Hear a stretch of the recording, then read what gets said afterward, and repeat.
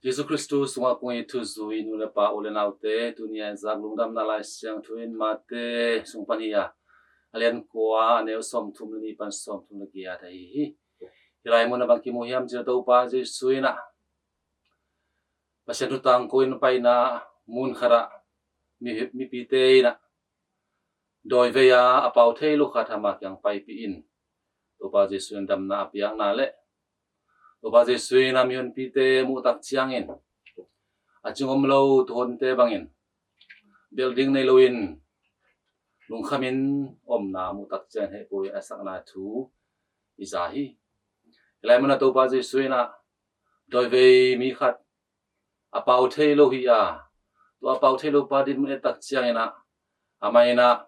amai ntang na sunga akitang sap na te hi zungin ama lungkul na te zungin amai lungnom na te om le zong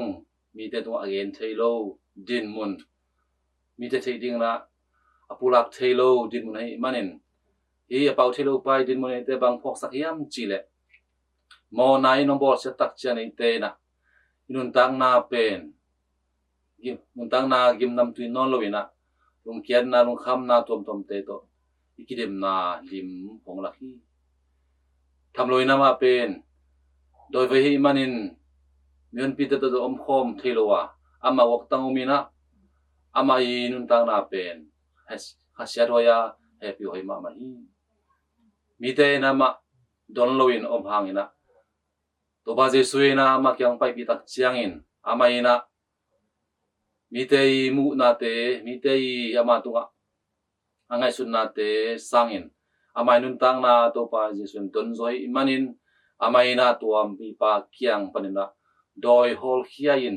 hol khi tak chiangina ama pen pau thei pa in pasiana pa thi to bang ina lam dang bol tak chiangina mion pi tampi te na lamdang sain Israel gama pasianin ibang thu lamdang omusa hi china pasian padu hi ayang ina alam na kada bang omiam chile parize te na ito pa Jesui na lamdang bol amu tak chiangin amau te na hazan na te to aizongin lungsim te ne hi manin to pa Jesu na lamdang pen bangin na gen san hiam chile amain doi te awuk pa suangin doi te ahol hia hi china na gen san toy manin to pa Jesu na tu again na thu dong ki loin amai na mun tom tom pai ko koin kopi khon neu te unglam na thu tang koina mi te kisam na te na ban pi ete nun tang na son khat ve chiang ina asian thu gen na te zon sep na te zong ina ini tak chiang in khat ve chiang na mi te la ka khat po khat te ma me te na sep na te ong sang thei lo ba na ong gen sia atam zo hazan na te toy zong in ong piang thei is a thei zel ding hi ton tak chai te na inan lo di to bang ina mi hazan na te ite na tu sim lo in all mo lo in ite sep ding bowling te sep be ding tu ni to pa na thong hi bahayam chil ama kamal te mam itak chiang in doi te au pa suangin doi te hol khia hi doi na ama lama pen ki hol kheng lo ding nga ayang na ma wi zuaw tu gen na teng ama wi kamal to ki thele lai manin to pa dis na don ding zo ngai sun lovin amai na pasian utang ko in pai koi hi to pai koi na mi tam pi te ina pasian thu lungkulin ayang na ama pen aching om lo thon te ki bang sain ama ina he poi saina ama te thu tam pi again bana anu jute kyang zong thunget ding han thon la hi na sep ding tam piom hi ayang na asem a bol tom hi toy man lo ni pa kyanga na sem te ong sol na dinga thu nge nun china to pa Jesu na ba kha ki toy man na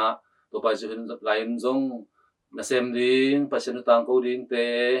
ya tak siang in farise te sadusis te lai siam te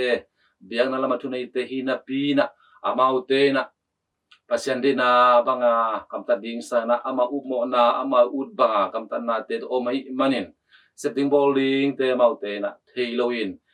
ayang ina mau te na anasem mga kini tak chiang to pa Jesu ina o te mu tak chiang in setting bowling omi ayang ina asem ding to hi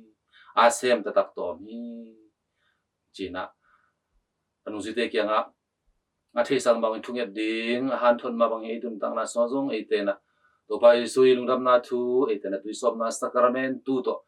isang khitak chiang ete jong pen vai puak te inaya etena mi te bangin mi te maya etena kam to ai jong na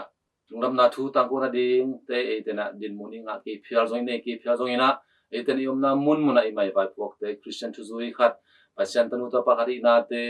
pasien thu kam te zui na te jong in popi thu kam te zui na te to jong in e mai yom na mun ipai pai na muna etena gamtan na nun tang na ina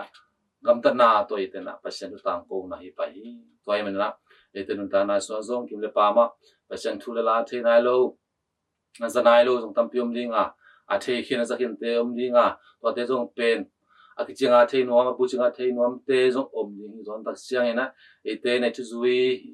te na to ki tua ki na etena ete lampani na etena ite za ina na thu te zong a the nom te a the som nom te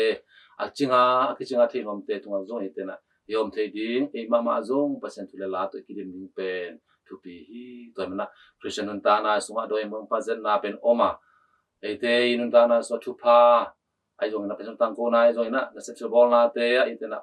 doi mang pa zen na te tung ton ha zan na te to mi te tung pan